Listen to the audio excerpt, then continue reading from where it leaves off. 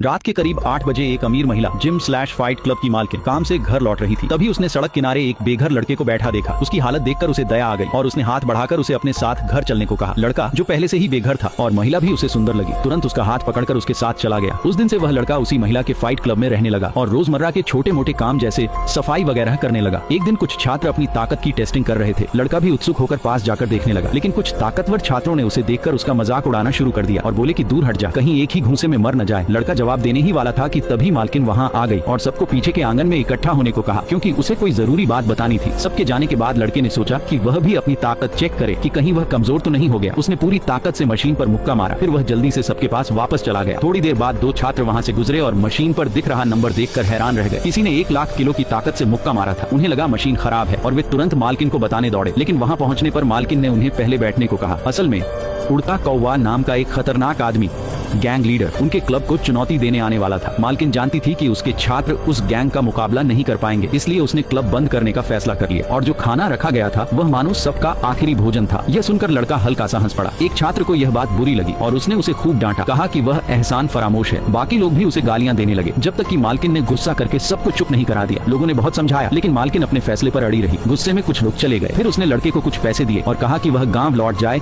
और खेती करके अपनी जिंदगी जिए। लेकिन लड़के को पता था कि अगर मालकिन नहीं होती तो वह आज यहाँ तक नहीं पहुँचता, इसलिए उसने तय किया कि वह उन हमलावरों का सामना करेगा। तभी अचानक कुछ छात्र लात मारकर अंदर फेंक दिए जाते हैं। हमलावर आ चुके थे। उनमें एक गंजा आदमी था और उसके पीछे बैठा था उनका लीडर कौवा। एक छात्र जिसका नाम गोडान था आगे बढ़ा और बोला, बातें बंद करो, अगर लड़ना है तो अभी लड़ो। कौवा उसकी बात सुनकर गुस्सा हो गया और गंजे आदमी को उसे सबक सिखाने भेजा। जैसे ही गंजा आदमी लड़ने के लिए तैयार हुआ, लड़के की नजर उसके हाथ के टैटू पर पड़ी और वह चौंक गया।